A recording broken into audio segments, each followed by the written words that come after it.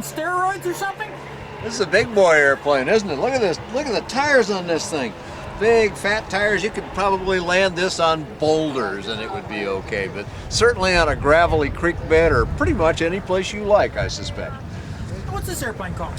Well, this is the Just aircraft, and it's the Highlander model. Now, this company's been around a while. They did a single-seat ultralight some time ago, and that was a fun airplane to fly. I had the pleasure to fly. Now, what type of construction you used in it? This is a welded steel primary construction, all covered with fabric, wings, fuselage, and everything. And that helps keep the weight down on it some, and it allows them to custom paint it in various ways that you can't do on, for example, some other airplanes that we see out here. And I understand this also has a folding wing on it. Yes, it does, Dave. This is another one that derives from that original design by from the Avid Flyer folks, Dean Wilson, many years ago, and they've evolved the airplane quite a bit over time. But right above my head here, right above this door frame, you can see a pin that comes out. When you do, the wing is just going to swing back, both sides, of course, and you can park it in a hangar with a lot less space taken up, or perhaps use a trailer if that's what works for you. And this must be really enticing to those bush plane pilots that are looking for this type of airplane. Well, you sure got to think so, especially with these tires on it. I love these things.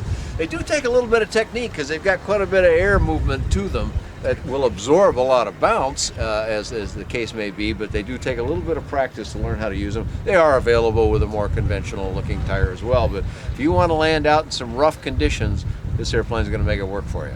And again, this looks like a very rugged airplane when you look at it inside.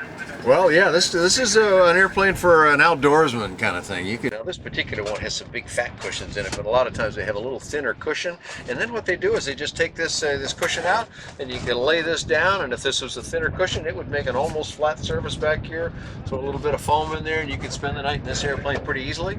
But when you're back in it and you're getting ready to go flying, the seats adjust pretty easily, so you could do it in flight.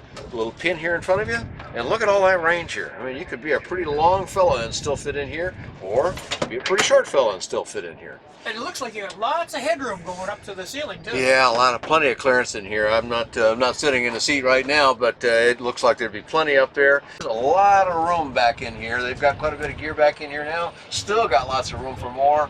And due to the construction of welded steel, you got places you could tie cargo down to make sure it stays put while you're flying. And it looks like great visibility out of it as well. Pretty much see everywhere in this airplane. The skylight overhead, and you notice it's a big broad cockpit too, so you got a lot of room, and the doors bow out like they often do on these kind of designs, so you got a lot of room in here, a lot of comfort for an occupant or two, and you could be probably two big guys and fit in this airplane very well. And I understand you can also open and close the doors in flight.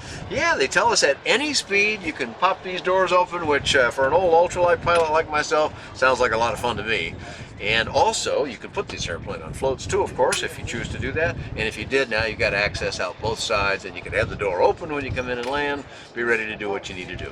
And control system, what type of controls are they using on it? Well, this one's a little different than some of the other ones that look sort of like this design. It's got joysticks on both sides, and if you can see over my shoulder here, it's moving the ailerons, but they're discrete ailerons, so you've got separate flaps, which is a handle right here in the center of the aircraft with a detent button, and then just move the flaps up to the positions you want them. They click firmly into place, as you can probably hear.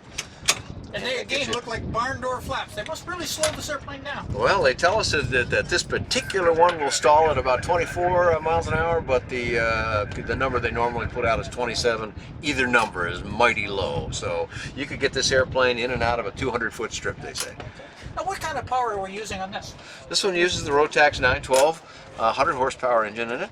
And combined with a high lift airfoil, you can see the curvature to the lower side of the surface here. It's got what's called under camber, meaning that it's going to work really well at low speeds, and that's what gives that low speed stall to it. But it's also what allows it to fly off of a very unimproved strip with these giant tires, but also a very short one, even with conventional tires. And what kind of cruise speed and that type of thing would you have on?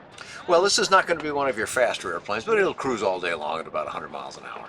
I sucked climbing out here the other day, and I mean, it was a homesick angel when it left the ground. Just really shoots up in the air. Doesn't surprise me for a bit. Again, the shape of that wing, the construction of it, and what this airplane was designed for in the first place would be that kind of get up and out of a short strip. Maybe when you're out fishing or hunting or doing something with your airplane, this airplane is going to get you out of wherever you got into pretty easily.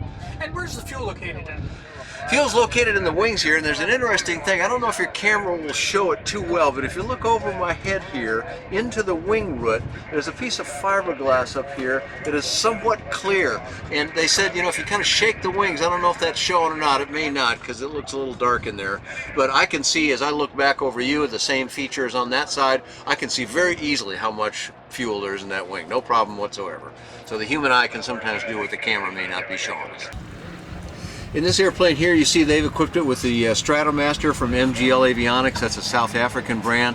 It has one of the nicer displays that I've seen, but one of the things I particularly like about it is instead of having a whole row of black buttons that you don't know what they're for, these are all nicely identified, and it's black on white so you can see it in a low light condition.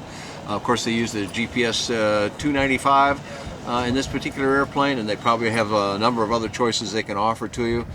Center mounted throttle with a friction lock on it, so pretty easy for both occupants to control the airplane very nicely. So if you want to get more information on this, Dan, where do we go? Well, you go to justaircraft.com. That's J-U-S-T aircraft. It's justanaircraft.com. And do you have a flight report on this one, Dan? I do not have a pilot report on the Highlander, but some of their earlier models I do, and many of the characteristics will be similar, and you can find that on bydanjohnson.com.